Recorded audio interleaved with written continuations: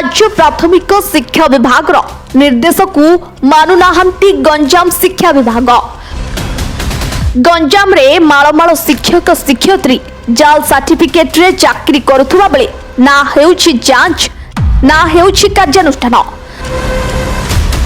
वर्तमान शिक्षा विभाग गंजाम जिलार 95 जन जाल सर्टिफिकेट रे चाकरी करुवा शिक्षकों विरोध रे कौन कार्यानुष्ठान निया जाइछि चिठी करबा परे एहार गुमर खुलिछि। तेबे गंजाम जिल्ला रे खाली एही 95 जन नुहंती।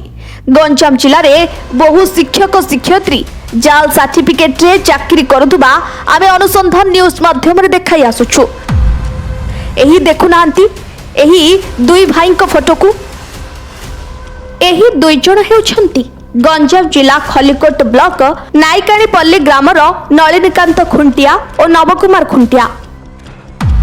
दुई जन जाक प्राथमिक शिक्षक आउ दुई जन जाक जाल सर्टिफिकेट रे हाते छंती चाकरी। जड़े बीएनपुर करंजरा प्राथमिक विद्यालय शिक्षक आउ जड़े तालपड़ा पंचायत आंबझर नुआपल्ली प्राथमिक विद्यालय शिक्षक। दुई भाई जाल शिक्षागत प्रमाणपत्र रे चाकरी करबा सह जाल प्रमाणपत्र बिकी खूब दी पैसा रोजगार करिथिबा आमे सुनिबा को पाइछु।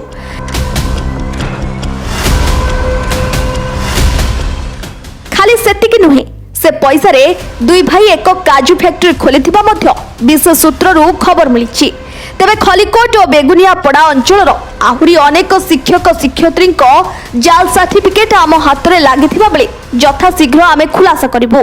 तेबे देखा बाकी रहा केबे एही दुई भाई सर्टिफिकेट जांच होउछि और केबे शिक्षा विभाग एमानक विरोध रे कार्यानुष्ठान नेउछि ना सबु जानी जाल शिक्षकों को सहयोग करुछि गंजाम जिला प्रशासन ताहा देखा बाकी रहा।